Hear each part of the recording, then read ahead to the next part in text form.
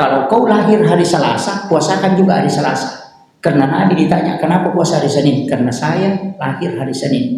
Jadi Nabi puasa pada puasa sunnah kelahiran. Makanya kalau Bapak lahir hari Rabu, puasa juga hari Rabu. Jadi hari Senin Pak Ustaz, tidak salah, puasakan hari Senin. Hari Senin puasa sunnah kelahiran Nabi, hari Rabu mengikuti Nabi berpuasa pada hari kelahiran.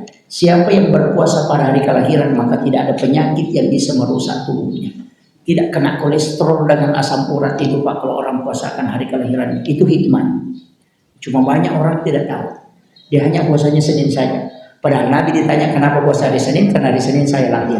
Sayyidina Ali puasakan hari kelahiran, Umar puasakan hari kelahiran, Utsman bin Affan puasakan hari kelahiran, Ki Hamid Pasuruan puasakan hari kelahiran, dan hanya satu kali sakit kemudian dia meninggal. Cuma itu hikmahnya puasa kelahiran.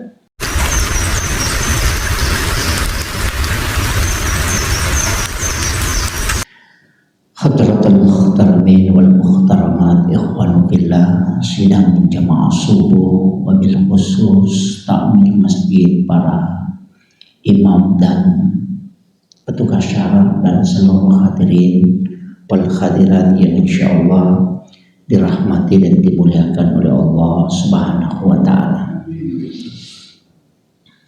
Alhamdulillah wa syukurillah wa la hawla wa la quwata illa billahi wa huwal aliyyil azim. Hasbunallah wa ni'mal wakil, ni'mal maula wa ni'man nasir. Subhanallah wa bihamdihi adada khalqihi wa ridha nafsi wa sinata arshi wa midada kalimati. Subhanallah wa bihamdihi adada khalqihi wa ridha nafsi wa sinata arshi wa midada kalimati. Subhanallah wa bihamdihi adada khalqihi wa ridha nafsi wa sinata arshi wa midada kalimati. Alhamdulillah, pada subuh kali ini kita memanfaatkan waktu sejenak yang merupakan waktu istimewa. Sebenarnya di dalam Islam Allah sudah membagi ketetapan waktu. Jadi segala sesuatu yang ada di muka bumi ini ada yang memiliki keistimewaan. Manusia ada yang pilihan, mulai dari Rasul, Nabi, kemudian ada waliullah. Para wali-wali Allah juga itu memiliki tingkatan. Kemudian masalah dalam satu tahunnya 360 hari dalam satu tahun.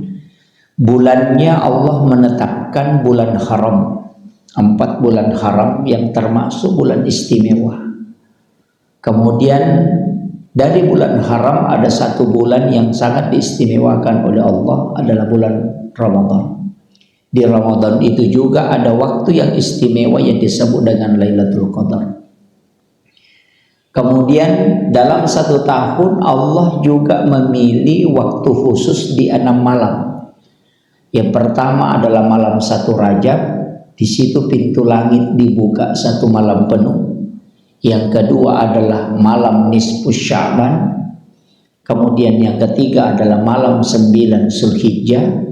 Kemudian malam hari raya Idul Adha, yakni malam 10 Zulhijjah, dan malam 1 Syawal. Itu juga adalah malam hari raya Lebaran Idul Fitri, dan setiap malam Jumat dalam setiap pekannya. Pada malam itu Allah membuka pintu langit. Guru kita di Kalimantan ini salah satu ulama yang sangat masyhur dan dikenal di seluruh dunia, yang disebut dengan Ki Haji Muhammad Sain Abdul Ghani. Beliau adalah salah seorang waliullah yang memiliki makam yang begitu agung.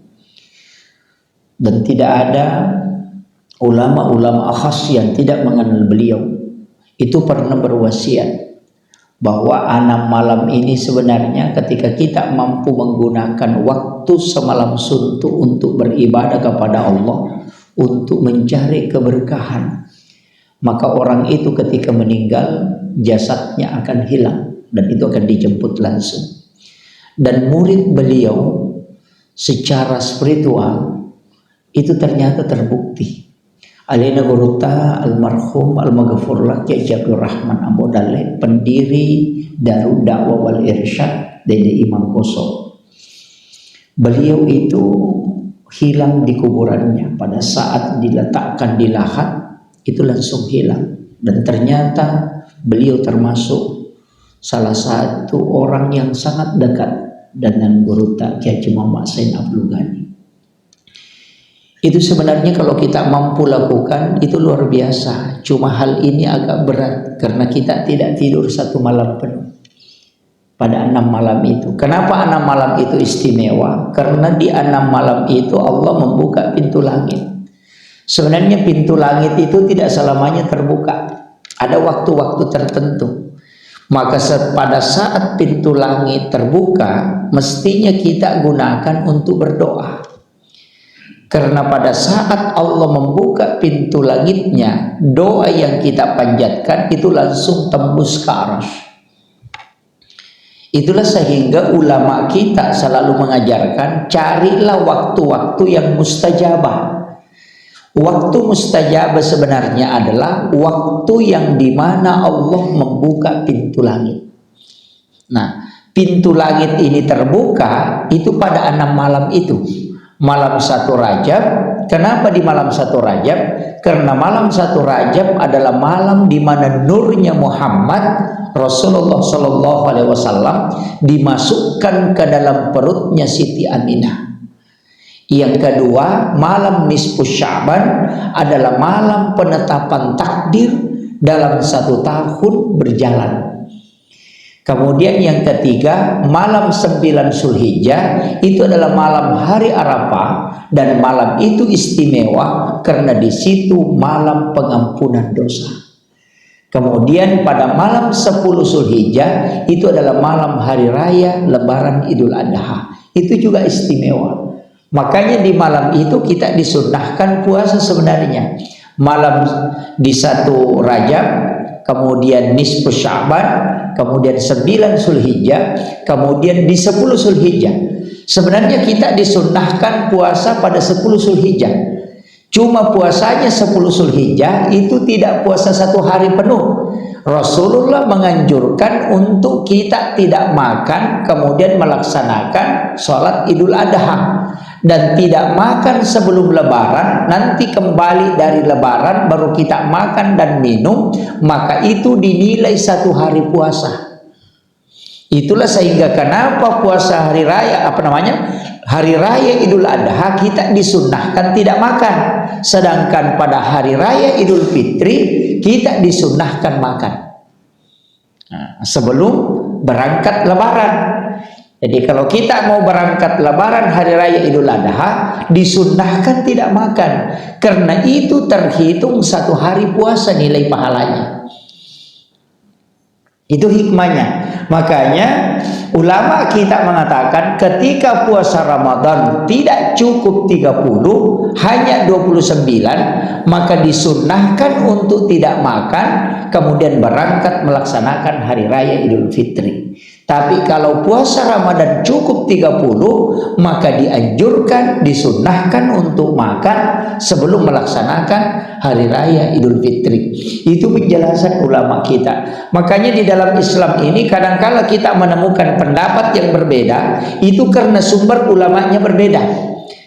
Karena ada namanya ulama hadis, ada ulama tafsir, ada ulama hikmah, ada ulama tasawuf. Kalau kita mau kaji betul, itu sangat berbeda, Pak. Saya beberapa kali menemukan beberapa penjelasan ulama yang berbeda karena konteks keulamaannya juga berbeda.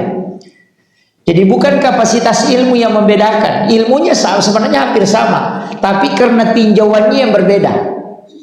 Saya kasih contoh, ulama hadis mengatakan bahwa sholat sunat duha itu maksimal 12 rakaat, ulama hadis.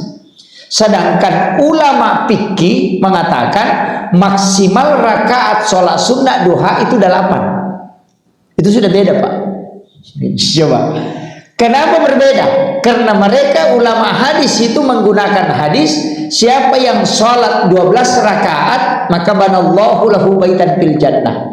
12 rakaat itu termasuk sebenarnya 12 rakaat sholat sunnah duha.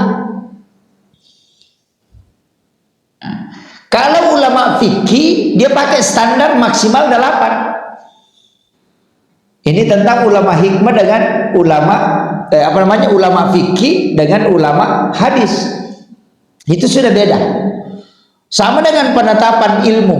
Ilmu sebenarnya begini, kalau ulama hikmah itu konteksnya dia melihat hakikat yang ada di balik perintah.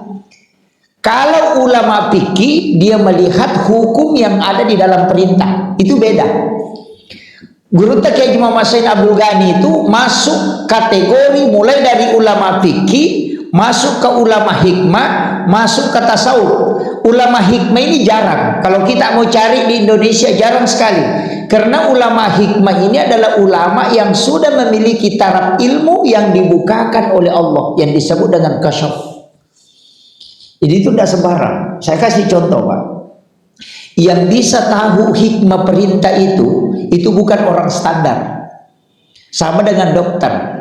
Dokter ahli saja yang bisa mengamputasi. Mungkin ada orang masuk ke rumah sakit yang sakit ibu jarinya, tapi kenapa dipotong sampai lututnya? Biasa ada luka jaringan di ibu jari kaki, tapi dokter ahli melihat bahwa ini ternyata mengandung racun dan itu merusak organnya sampai betis, padahal lukanya sedikit. Maka dia harus potong sampai lutut supaya penyakit itu tidak menjalar naik ke tubuhnya. Kalau orang normal melihat itu, dia mengatakan orang bodoh. Kenapa ibu jarinya sakit, lututnya dipotong? Enggak begitu. Tapi karena keahliannya seorang dokter, dia tahu yang ada di dalamnya. Begitu juga ulama hikmah. Ketika ada perintah dan larangan, bukan melihat saja perintah dan larangannya, tapi dia bisa mengetahui kenapa ada perintah itu dan kenapa ada larangan. Dan ini ilmunya tidak sembarang, Pak, dan tidak ditemukan di sekolah. Anda belajar sampai doktor itu tidak temukan itu, karena itu ilmu hakikat yang muncul dari riyadhah yang panjang. Nah, ulama-ulama seperti itu banyak. Sama dengan begini, kalau saya mengatakan di kelapa itu ada minyak. Kalau orang hanya lihat kelapanya, tidak mungkin percaya. Dia mengatakan mustahil ada minyak, yang ada tempurung, samu dengan airnya.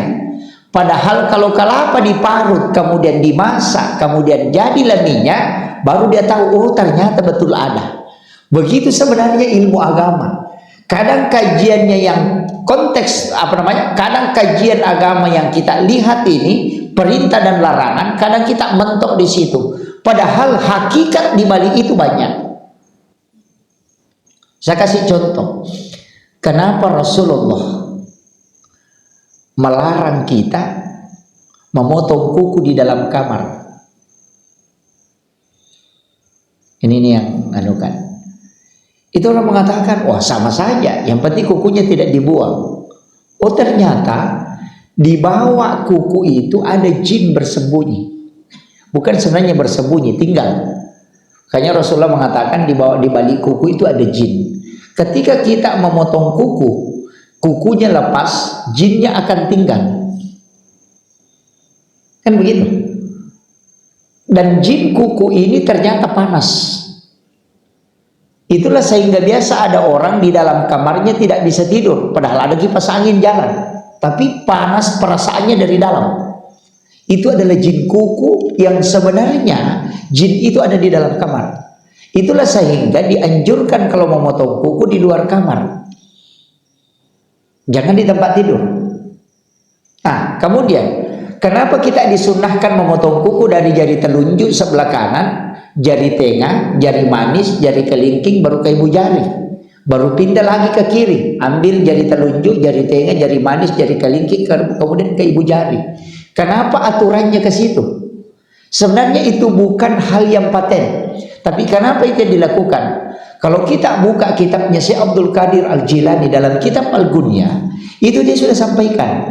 Siapa yang memotong kuku yang dengan cara itu tadi, dari tangan kanan ibu jari, jari tengah, jari manis kelingking, baru ibu jari, baru pindah ke kiri, maka dia tidak akan kena penyakit kulit. Termasuk pano itu tidak kena. Itu hikmah. Orang tua dulu mempelajari agama, dia tidak menggunakan istilah bid'ah. Yang dia pakai pamali. Kalau orang Bugis, kenapa dia pakai istilah pemali? Karena satu-satunya bahasa yang bisa menyederhanakan larangan hanya kalimat pemali. Karena kalau kita mengatakan bid'ah, ujungnya pasti neraka. Kan begitu. Dan orang tidak bertengkar dalam Islam, Pak. Kalau orang tidak akan pernah bertengkar dalam Islam seandainya dia kembali kepada dasar Islam yang 5 hukum ini. Nanti orang akan bertengkar dan saling menyalahkan ketika dia lari ke bid'ah. Karena ujungnya bid'ah neraka. Kan begitu? Coba. Kan begini. Menggunakan tasbih bid'ah. Mengusap muka sesudah sholat bid'ah. Kalau mengusap muka sesudah sholat dihukumi bid'ah, maka pasti neraka. Karena kullu muhdatsatun bid'ah wa kullu bid'atin dalalah wa kullu dalalatin finnar. Kan jelas toh. Jadi orang sudah sholat mengusap muka masuk neraka kalau kita pakai bid'ah. Tapi coba kita tarik ke hukum. Apa hukumnya? Apakah dia sholat? Bukan. Karena sholat ditutup dengan salam. Sesudah salam berarti bukan sholat. Mengusap muka sesudah sholat sebenarnya ada hadisnya, Pak. Kalaupun dia hadis hasan, itu sudah dipakai. Hadis dhaif pun sudah bisa dipakai dalam masalah fadailul amal, dan dia bukan sholat. Kan begitu. Makanya kalau dibawa ke situ berarti hukumnya adalah mubah. Kalau dia mubah tidak masalah. Kalau dia mengatakan bukan mubah, makruh, oke lah. Kalau kau mengatakan makruh, itu masih tidak masalah. Karena makruh itu tidak melakukan yang sunnah. Kan begitu. Tidur tidak berwudu sebelum tidur, itu makruh karena sunnahnya berwudu sebelum tidur. Masuk ke masjid mendahulukan kaki kiri, itu makruh karena sunnahnya mendahulukan kaki kanan. Jadi makruh itu kebalikan dari sunnah. Kan begitu. Makan tidak pakai basmalah, tidak baca basmalah kemudian makan, itu makruh karena sunnahnya baca basmalah. Makan dengan menggunakan tangan kiri itu makruh karena sunnahnya menggunakan tangan kanan. Jadi kebalikan dari makruh ini sebenarnya adalah sunnah. Jadi kapan kita tidak melaksanakan yang sunnah, hukumnya makruh. Nah, makruh itu sebenarnya tidak berdosa. Jadi kalau orang melakukan, kalau dia mengatakan makruh berarti selesai persoalan. Tapi kalau dia mengatakan bid'ah, pasti dia mengatakan kau masuk neraka. Ini kan jadi masalah. Di sini hukumnya, Pak. Jadi mestinya agama ini dikaji, dikembalikan ke dasarnya. Kenapa Imam Syafi'i, Imam Malik, Abu Hanifah, Ahmad bin Hanbal dengan ulama-ulama fikih itu tidak pernah saling mengkafirkan dan mencap masuk neraka? Karena dia kembali ke hukum, bukan kembali ke bid'ah. Ini yang saya harus luruskan. Karena banyak penceramah sekarang sedikit-sedikit bid'ah, padahal itu bukan hukum. Ini yang makanya agama itu kan dibagi, Pak. Ada kajian Islam, ada kajian iman, ada kajian ihsan. Kalau kajian Islam bicara hukum, fikih, ulamanya disebut fuqaha, mazhabnya Syafi'i, Maliki, Hanafi, Ahmad bin Hanbal. Kemudian naik satu tingkat, ada namanya kajian iman. Kajian iman ini ulamanya disebut murabbi, mazhabnya, kajiannya ulamanya disebut dengan istilahnya kalau kita teologi. Makanya ulama-ulama teologi ini itu adalah kajian iman. Kajiannya adalah iman. Jadi bukan kajian fikih. Kalau fikih itu pasti berbeda pendapat, Pak. Saya kasih contoh. Imam Syafi'i mengatakan binatang yang kena musibah, baik itu ditabrak atau tertimpa sesuatu, kemudian bergerak-gerak menuju kematiannya, kemudian disembelih, itu tetap haram. Biasa kan begitu, Pak. Ada ayam, ada mobil lewat, ditabrak. Ayam kita ketabrak mobil, kemudian masih bergerak, kita ambil pisau baru sembelih, baru kita mengatakan halal karena masih hidup. Kalau Syafi'i itu haram. Kau sembeli tidak sembeli tetap bangkai. Imam Abu Hanifah mengatakan tidak, selama dia bergerak sembeli. Kalau ada darah menetes di bekas sembelihan itu halal. Ini fikih. Nah, mana yang mau dipakai? Kenapa Imam Tasyafi mengatakan haram? Alasannya mudah Pak. Dia mengatakan sebenarnya itu ayam sudah mau mati, cuma kau sabotase. Kan begitu? Ya, karena dia sudah bergerak-gerak menuju kematiannya. Jadi kau sabotase. Kenapa kau sembelih? Mestinya kalau kau biarkan itu bergerak, dalam 1 menit dia akan mati. Berarti kau sembelih tidak sembelih tetap bangkai. Itu Syafi'i. Tapi Imam Abu Hanifah berpendapat beda. Binatang yang dihalalkan untuk disembeli itu karena masih hidup. Yang kedua ada pengaruh sembelihan. Makanya semua ulama sepakat binatang yang bergerak itu masih hidup. Kan begitu. Kemudian coba sembeli. Kalau ada darah menetes di bekas sembelihan berarti halal. Jadi kalau binatang masih bergerak walaupun kena musibah masih bergerak, silakan sembeli. Kalau ada darah menetes dari bekas sembelihan itu halal. Ini fikih. 2 ulama berbeda. Tinggal kita mau pilih yang mana. Kalau saya Pak lebih aman ambil Syafi'i. Kenapa? Karena bahaya. Kalau kita pakai Imam Malik, kalau kita ke penjual ayam potong, dia sembeli ayam, masih bergerak ayamnya, baru ditindis dengan ayam yang lain. Biasa kan pakai drum. Sembeli 1 lusin. Dia masukkan saja, sembeli lempar masuk, sembeli lempar masuk. Ayam ini baku tindis, maka itu bangkai. Kalau Imam Malik, karena yang dihitung yang terakhir, bukan yang pertama. Itu bahaya Pak. Itu juga penjual ayam potong Pak, perlu diluruskan itu. Makanya kalau Bapak beli ayam potong, ya hendaknya Bapak yang potong, jangan penjual ayam. Masa dia lipat sayapnya baru tarik kepalanya? Apa yang dia baca? Bukan bismillah. Apa yang dia baca? 35.000. Karena ada orang yang tanya, kalau ini berapa? 35.000. Kalau itu 50.000. Padahal dia menyembeli ini. Ini jadi masalah. Makanya kalau Bapak beli ayam lah, Bapak yang sembelih. Baca sembelih itu gampang. Bismillahi Allahu Akbar. Syafi'i sebenarnya membolehkan Bismillahirrahmanirrahim baru baca sholawat. Tapi jangan saat sembelih, tapi sebelum menyembelih. Karena tidak, ulama yang lain mengatakan kalau menyembelih cukup baca Bismillahi Allahu Akbar. Jangan pakai Rahman Rahimnya Allah untuk membunuh. Nah itu sehingga mengatakan Bismillahi Allahu Akbar, bukan Bismillahirrahmanirrahim. Itu yang masyhur itu. Jadi kalau Bapak mau sembeli ayam, tidak usahlah panggil Pak Imam datang ke rumah kalau hanya 1 ekor. Kita saja yang sembeli. Bacaannya gampang. Bismillahi Allahu Akbar. Selesai aja itu. Cuma kalau dalam tasawuf itu banyak sekali embel-embelnya. Ketika saya belajar sama guru tak, banyak sekali yang disampaikan itu. Kalau nyembeli ayam nak, sembunyikan pisaunya. Jangan perlihatkan. Makanya diletakkanlah pisau itu di bawah leher binatang. Sama kalau sembeli kurban, imam itu tidak boleh sebenarnya pegang pisaunya jalan-jalan di situ. Ika ini. Jangan. Ambil pisau itu, letakkan di bawah leher binatang yang sudah diikat. Supaya karena itulah tempat yang paling aman binatang tidak melihat pisau sembelihan. Di bawah leher.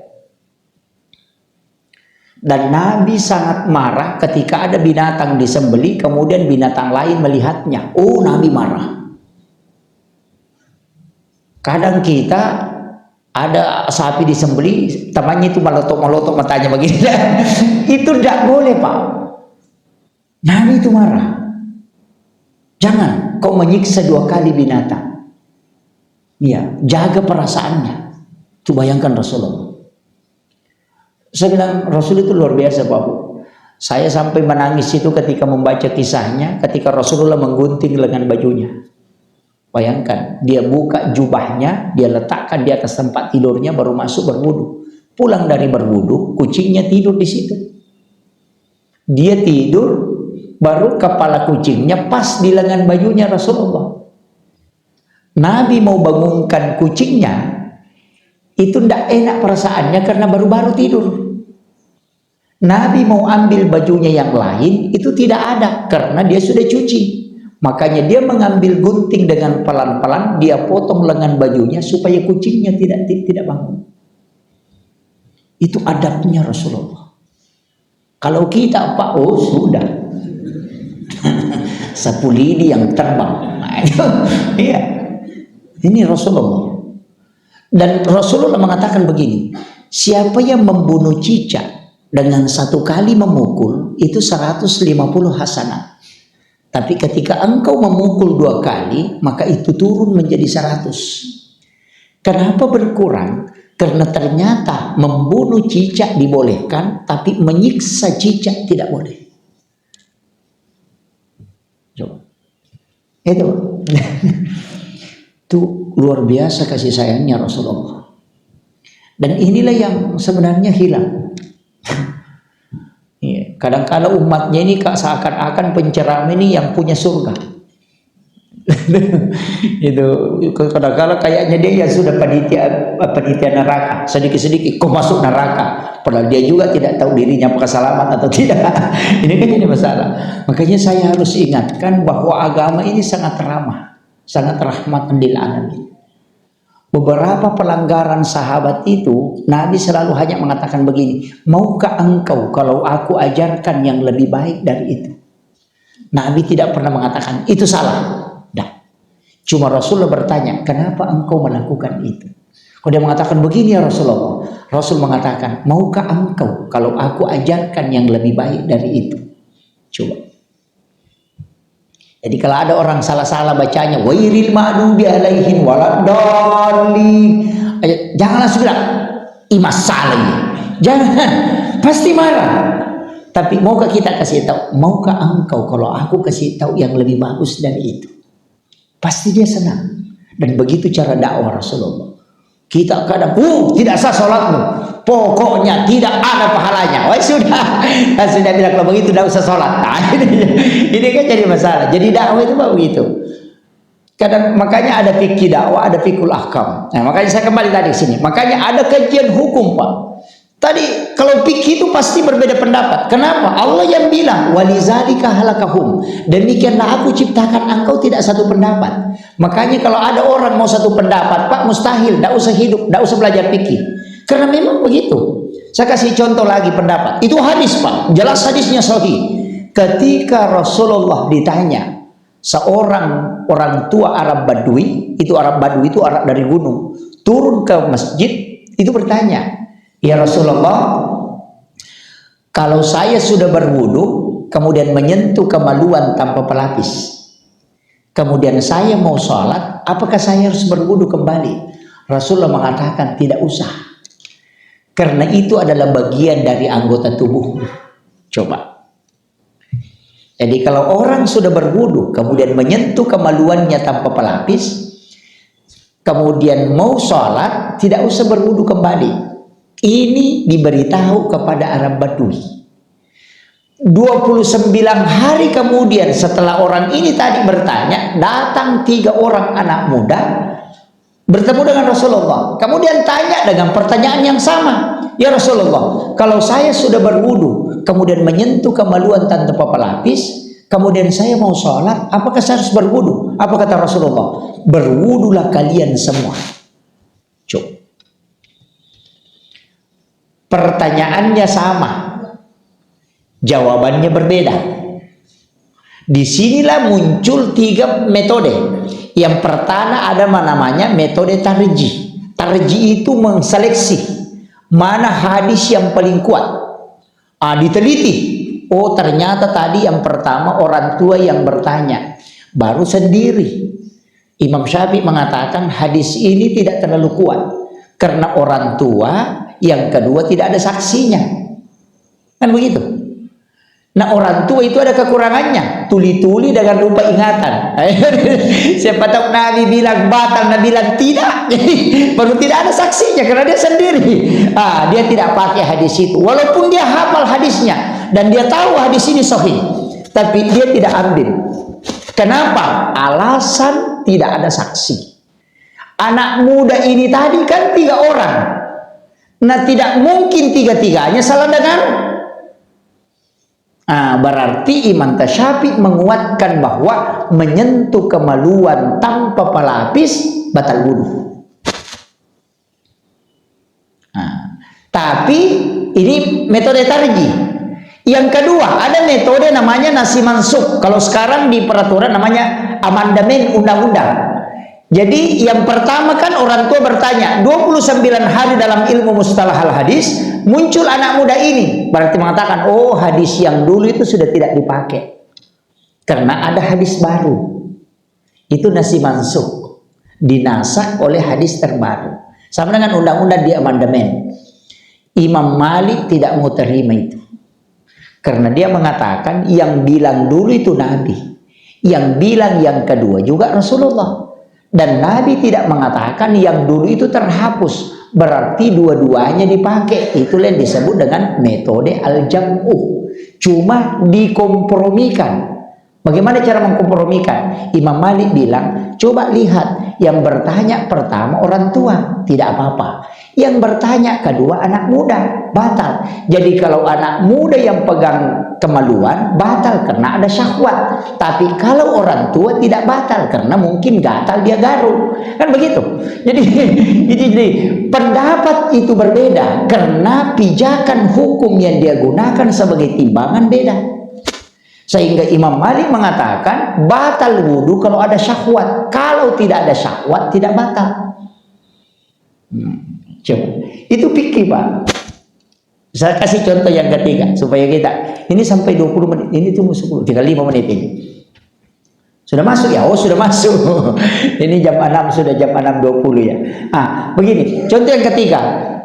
Sebenarnya di dalam Islam ini ada beberapa masalah, Pak, yang kadang ulama kita tidak terlalu mengekspos. Yang bikin ulama pusing itu anjing laut, Pak. Anjing itu semua ulama sepakat bahwa haram dan najis. Tapi laut, ketika Rasulullah ditanya, dia mengatakan binatang yang ada di dalamnya halal dan bangkainya halal dan airnya suci. Persoalannya, ini anjing laut yang bikin Pak Kiai pusing. Kalau dilihat anjing laut kepalanya, itu seperti anjing. Tapi kalau dilihat badannya, seperti ikan. Begitu. Makanya, ini anjing, kalau anjing darat, ya jelas haram. Tapi kalau anjing laut bagaimana? Makanya ada ulama mengatakan anjing laut itu tidak haram. Karena dia melihat badannya. Tapi kalau dia lihat kepalanya, dia mengatakan haram. Makanya pusing itu. Makanya saya sering bilang, dalam fikih ini kan banyak kompromi, Pak. Banyak, termasuk begini, masjid. Ada tukang judi, ada kepas sabu-sabu atau pasobis bersedekah di masjid. Bagaimana? Panitia masjid terima atau tidak? Ada penjual narkoba bawa uang ke masjid, atau ada pemain judi baru-baru dari main judi, menang, atau main kupon putih menang, dapat uang 50 juta, dia sumbangkanlah 20 juta ke masjid. Panitia ambil atau tolak? Kalau Imam Syafi'i, Imam Malik, Abu Hanifah, Ahmad bin Hanbal, dia mengatakan tolak. Kalau kau sudah tahu. Karena kapan kau terima, kau dapat hukuman 4 kali. Yang pertama, sekongkol haram. Yang kedua, tidak menolak yang haram. Yang ketiga, kau kotori tempat suci. Yang keempat, tidak berkah ibadahnya orang gara-gara kamu. Akapai nak kena palu-palu matuk ke suri modri. 4 kali ditetek kepalanya itu. Panitia yang terima sedekahnya begitu. Ini sudah masuk waktu suruk. Makanya Imam Syafi'i menolak, Imam Malik menolak, Abu Hanifah menolak, Ahmad bin Hanbal menolak. Tapi Profesor Dr. Yusuf Qaradawi berbicara sebaliknya. Kalau tukang judi bersedekah di masjid, nah kau tidak terima, kau berdosa. Coba. Ini fikih, Pak. Kenapa? Alasannya makasyid syariah. Dia mengatakan begini, kalau tukang judi bersedekah, kau ambil uangnya, kau selamatkan kemudaratan. Maksudnya, kalau kau ambil uangnya, otomatis dia tidak pakai main judi. Tapi kalau kau tidak ambil, dia pakai minum-minuman keras, dia pakai main perempuan, dia pakai narkoba, dia pakai main judi. 4 dosanya gara-gara kau. Begitu. Coba. Itu tinjauan fikihnya dia. Jadi kebalikannya. Tadi kalau Imam Syafi'i melihat kontes masuknya, yang dia lihat orang yang terima. Masjid yang terima dia kau kotori, kau terima uang haram. Si Yusuf Qaradawi tidak melihat yang menerima, tapi melihat yang memberi. Kau harus selamatkan orang ini, karena kalau kau tidak terima uang itu dia pakai main judi, tambah lagi dosanya itu.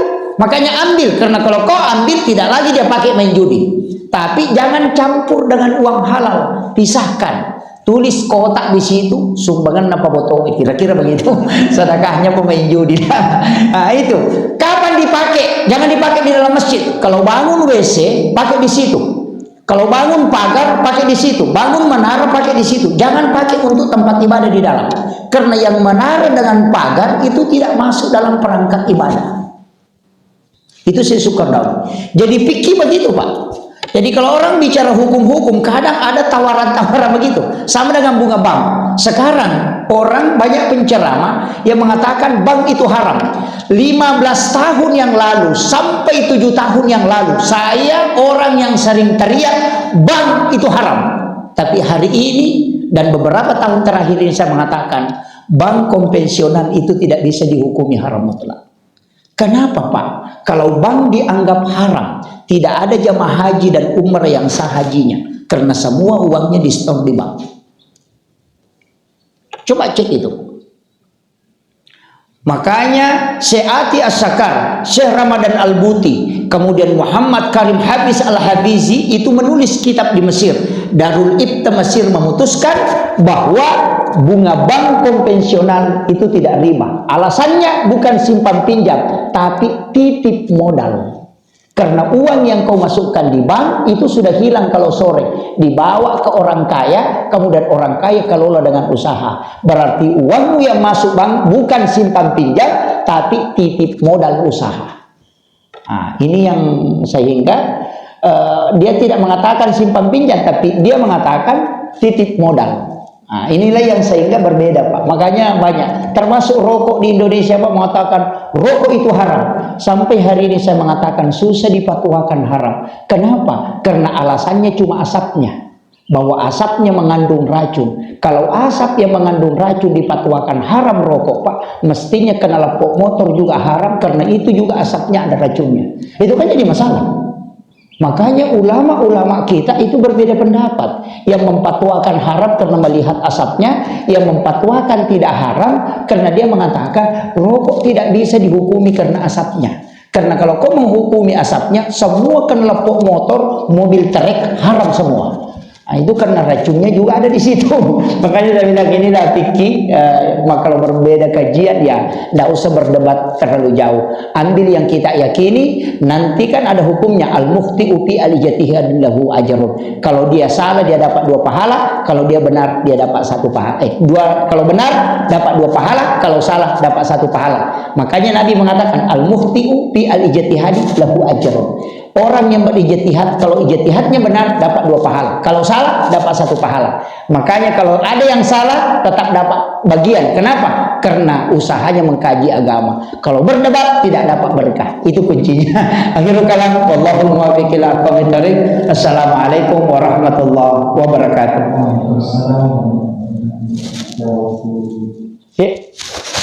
Oh ya.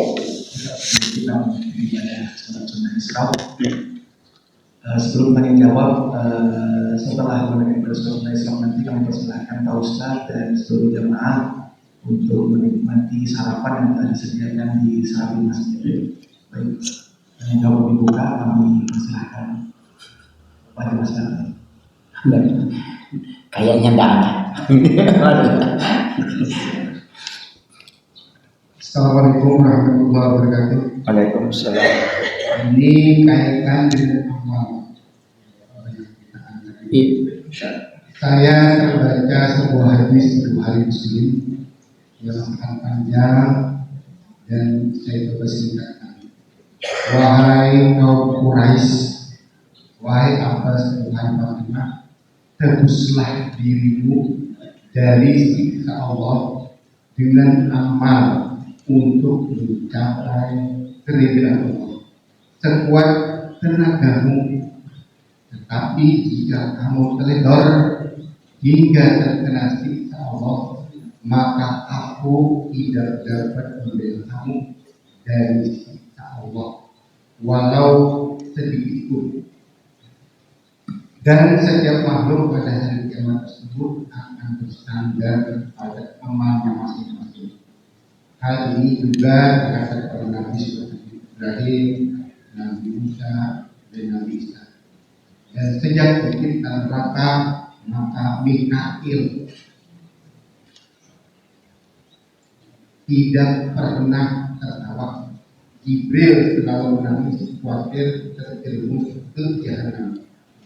Bila ada nabi, malaikat yang suci dari dosa, bagaimana kita yang kurang amal, banyak dosa dan banyak maksiat. Mohon petunjuk agar kami selalu istiqomah berbuat taat dan amal dengan ikhlas, mengharap ridha Allah dan mengharap husnul khatimah.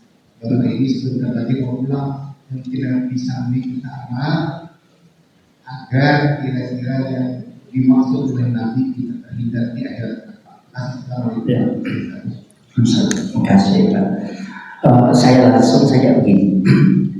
Dalam Islam ini memang dosa itu dengan pahala dua hal yang harus kita pahami betul.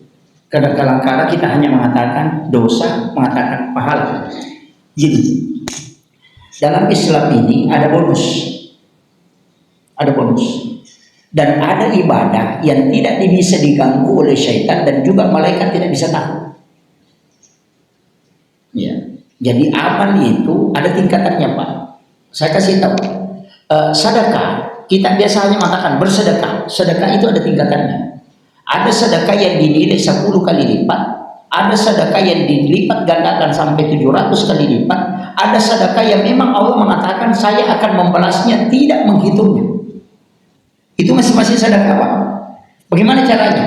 Kan dalam ayat man jaa bil hasanati falahu asyru amsalihha. Itu jelas. Ketika kau melakukan satu kebaikan, saya akan lipat gandakan menjadi 10. Jadi kalau kau bersedekah 10.000, berarti itu nilainya 100.000. Itu kena ayat itu, man jaa bil hasanati falahu asyru amsalihha. Tapi di ayat yang lain Allah mengatakan masalul ladzina yunfikuna amwalahum fi sabilillahi kamasali habbatin ambatat sab'a sanabila fi kulli sumbulatin mi'atu habbah. Jadi perumpamaan orang yang bersedekah itu seperti menanam satu butir padi yang kemudian satu butir itu tumbuh, kemudian berbuah, bertangkai.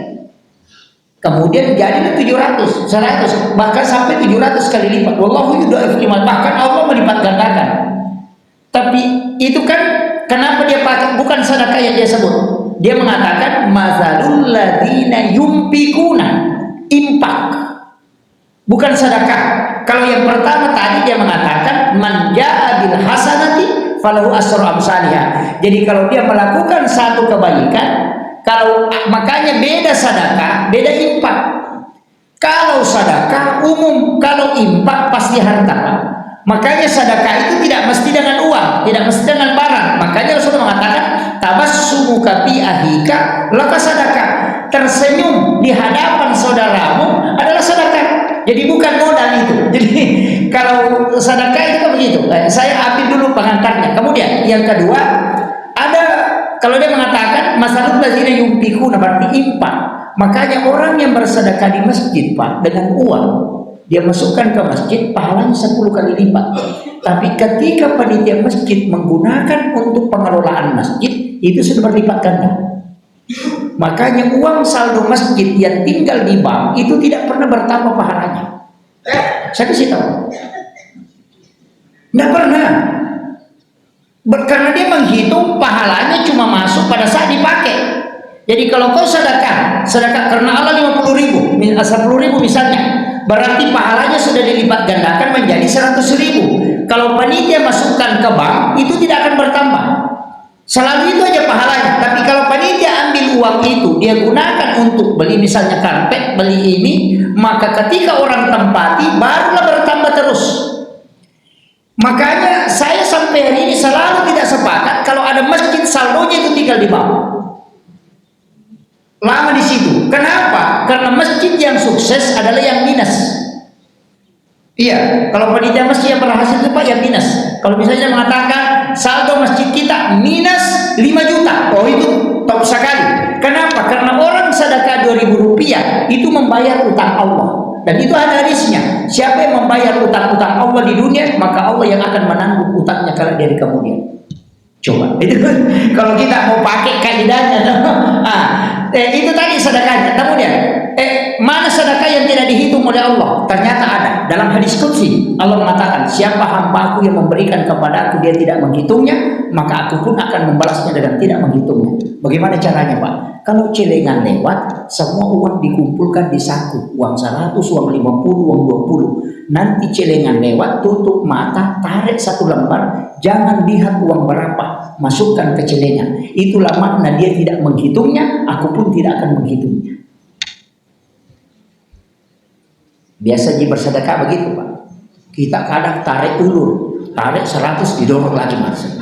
Bilang salah cabut. Nah, itu ya kan begitu. Jadi sebenarnya begini, pahala kan begitu, Pak. Dan inilah pahala yang tidak diketahui jumlahnya, yang tidak bisa diganggu oleh syaitan dengan malaikat. Karena Allah langsung yang membalas. Itu beda. Makanya tadi takutlah dengan api sisakan api neraka, karena orang tidak bisa berlindung. Kuncinya kan cuma satu, salat. Karena satu-satunya ibadah yang mengambil 2 timbangan cuma salat, Pak. Kalau orang zikir, timbangannya pahalanya saja ditambah. Kalau orang baca Quran, timbangan pahalanya ditambah. Kalau orang puasa, zakat, sedekah, pahala timbangannya ditambah kebaikannya. Tapi kalau orang sholat itu ditambah kiri kanan. Kiri kanan itu kena ditambah pahalanya, dikurangi dosanya. Begitu. Jadi kalau orang kan timbangan kebaikannya, dalam arti siapa yang berat kebaikannya daripada keburukannya, maka dia orang selamat. Kalau dia berat keburukannya daripada kebaikannya, orang celaka. Bagaimana caranya membuat timbangan kalau dosanya berat daripada kebaikannya? 2 caranya. Kurangi dosanya dan tambah kebaikannya. Begitu. Makanya sholat itu menghapuskan dosa sekaligus menambah pahala. Nah, ini yang harus kita lakukan. Makanya satu-satunya ibadah, Pak, penyelamat yang paling utama itu adalah sholat. Dan satu-satunya ibadah yang tidak bisa diwakilkan cuma sholat. Dan satu-satunya juga ibadah yang tidak bisa ditawar itu sholat. Dan satu-satunya ibadah yang totalitas tidak boleh melakukan perbuatan ganda, hanya sholat. Kalau orang puasa, Pak, nonton TV puasanya tidak batal. Tapi coba suruh sholat baru nonton TV, pasti sholatnya batal. Iya, begitu. Orang haji kalau bicara, Pak, tidak batal hajinya, tapi suruh sholat baru bicara pasti batal sholatnya. Iya, tidak ada, Pak. Kemudian memang semua ibadah itu bisa diganti, Pak, kecuali sholat tidak bisa diganti. Bagaimana? Haji ada namanya badal haji, bisa diganti kalau kita tidak mampu, suruh anak kita yang menghajikan. Puasa bisa diganti dengan fidyah kalau kita tidak mampu puasa. Kemudian zakat orang lain bisa bayarkan, coba. Tapi sholat tidak bisa. Kalau kau tinggalkan harus kau lakukan. Kalau sudah lewat waktunya, qada, namanya qada. Itu kan jadi masalah. Seandainya bisa, Pak, enak sekali dikasih tahu saja istri, kami pergi sholat duhur di masjid 2 kali, kasih ke 1 sama pasar menjual. Seandainya bisa, dan itu tidak bisa. Makanya sholat nafsi-nafsi. Ini penting. Makanya jangan sekali-kali, satu-satunya ibadah, Pak, yang jangan kita tinggalkan sholat. Itu aja kuncinya. Makanya kau makan jamu sampai jatuh insyaallah. Dan orang yang sholat itu kan punya kunci surga. Kalau kita sudah punya kuncinya, itu sudah selamat. Kemudian penutup, ini terakhir. Tadi kita sesudah sholat, saya senang sekali kalau masjid kita begitu, sempurna sekali zikirnya. Zikir sesudah sholat itu sempurna sekali. Saya tadi disuruh dalam berkahnya jadi imam. Saya tidak pernah jadi imam, Pak. Paling takut, pernah belajar tasawuf iman hampir 1 tahun tidak lulus. Kayaknya saya tidak mau jadi imam. Disuruh baca doa, saya juga tidak mau. Kenapa? Saya datang hanya sekali di sini. Orang berdoa 40 hari, insya Allah mustajabah. Kalau saya datang mengganggu doanya 1 hari, itu terputus lagi itu doanya imam. Makanya saya tidak mau. Kan kuncinya begitu. Kan berdoa istiqomah, Pak. Jangan berubah doanya. Kadang-kadang orang hari ini minta beda, Selasa minta beda, hari Rabu minta beda, hari Kamis minta beda. Padahal doa di store hari Kamis. Malaikat kan stok doa hari Kamis. Kenapa puasa Nabi hari Kamis? Karena di situ doa di store. Kenapa puasa hari Senin? Karena Nabi lahir hari Senin. Ini juga jadi masalah, Pak. Kadang kita mengatakan, saya puasa hari Senin, puasa kelahiran. Cocok. Kalau kau lahir hari Selasa, puasakan juga hari Selasa. Karena Nabi ditanya, kenapa puasa hari Senin? Karena saya lahir hari Senin. Jadi Nabi puasa pada puasa sunnah kelahiran. Makanya kalau Bapak lahir hari Rabu, puasa juga hari Rabu. Jadi hari Senin Pak Ustaz, tidak salah, puasakan hari Senin. Hari Senin puasa sunnah kelahiran Nabi, hari Rabu mengikuti Nabi berpuasa pada hari kelahiran. Siapa yang berpuasa pada hari kelahiran maka tidak ada penyakit yang bisa merusak tubuhnya. Tidak kena kolesterol dengan asam urat itu Pak kalau orang puasakan hari kelahiran. Itu hikmah. Cuma banyak orang tidak tahu. Dia hanya puasanya Senin saja. Padahal Nabi ditanya kenapa puasa hari Senin? Karena hari Senin saya lahir. Sayyidina Ali puasakan hari kelahiran, Umar puasasakan hari kelahiran, Utsman bin Affan puasakan hari kelahiran, Ki Hamid Pasuruan puasakan hari kelahiran, dan hanya satu kali sakit kemudian dia meninggal. Cuma itu hikmahnya puasa kelahiran. Banyak orang tidak tahu. Cuma kita kadang tidak tahu hari apa kita lahir. Itu jadi masalah. Jadi makanya saya sampaikan itu hadis begitu. Kadang kajiannya di sini beda, kadang kajiannya di sini, tapi kalau dipertemukan ketemu juga. Jadi orang yang puasa hari Senin itu Pak, puasa sunnah kelahiran Nabi, itu sunnah hatta yaumil qiyamah. Tapi kalau orang puasa hari kelahirannya, berarti dia mengikuti Nabi berpuasa pada hari kelahiran. Cuma seandainya Nabi ditakdirkan lahir hari Jumat, maka dia akan puasa hari Jumat. Tapi dia ditakdirkan lahir hari Senin, maka dia puasa hari Senin. Itu Bapak ditakdirkan lahir hari apa? Puasa di situ, karena sebagai tanda kesyukuran. Itu kuncinya sebenarnya. Kajian-kajian agama memang kita harus perlu tetap mengkaji, karena di situ nanti ulama kita akan temukan. Ini tadi penutupnya saya mengatakan ada satu doa, jangan takut Pak. Saya mengatakan kalau Bapak masuk neraka rugi betul. Apalagi sudah datang sholat subuh begini, nanti kasih tahu Nabi di hadapan Rasulullah, katakan saya sudah datang sholat subuh ya Rasulullah, memenuhi panggilan Allah dan panggilan. Saya mohon kepadamu berikan aku syafaat. Insya Allah kita dikasih syafaat. Yang dikasih syafaat itu termasuk orang yang berdosa besar. Nabi sudah jalan-jalan di neraka. Dari neraka dia keluar karena melihat siksaan paling susah di neraka. Dia keluar, tanya neraka. Ini hadis sahih Pak. Ditanya neraka sama Rasulullah, neraka, apakah ada yang bisa dibaca umatku sehingga tidak masuk ke sini di dalam? Neraka bilang, ada Muhammad. Ketika umatmu membaca 3 kali, aku akan menutup pintuku sehingga dia tidak masuk. Apa itu Pak? Neraka kasih tahu Nabi, Allahumma ajirni minan nar. Salah sama. Suruh umatmu Muhammad baca Allahumma ajirni minan nar 3 kali. Saya yang akan menutup pintuku supaya dia tidak masuk. Coba. Tahap gitu. Allahumma ajirni minan nar. Kalau jama Allahumma ajirna minan nar. Oh Pak Ustaz, saya tidak hafal, saya tidak bisa itu karena setiap honda. Kalau tidak, pakai Sayyidul Istighfar yang membuat iblis menangis sampai matanya bengkak. Iya, Sayyidul Istighfar itu membuat iblis menangis sampai matanya bengkak. Karena Allah yang jamin, siapa yang membaca 1 kali di malam hari kemudian meninggal pada malamnya, aku yang menjadi jaminannya, kata Allah. Umatmu Muhammad aku yang memasukkan ke surga. Kalau dia baca 1 kali di siang hari kemudian dia meninggal pada siangnya, maka aku yang menjadi jaminannya Muhammad. Kalau dia akan masuk surga. Bayangkan Pak, baca 1 kali kalau sore, baca 1 kali kalau subuh. Nah di mana mau mati kalau bukan di situ? Kalau bukan subuh sampai maghrib, maghrib sampai subuh, tidak ada tempat mati selain itu. Makanya kalau mau selamat baca saja itu. Itu yang membuat iblis menangis sampai matanya bengkak. Doanya pendek. Allahumma anta rabbi la ilaha illa anta khalaqtani wa ana abduka wa la ilaha wa bika mastata'tu a'udzubika min syarri ma sana'tu wa a'udzu laka bi ni'matika alayya wa a'udzu laka bi dzambi faghfir li fa innahu la yaghfiru dzunuba illa anta. Sudah hafal? Nah, ya, Sayyidul Istighfar. Tanya saja Ustaz Google. Akhirul kalam, Allahul muwaffiq ila aqwamit thariq. Assalamualaikum warahmatullahi wabarakatuh.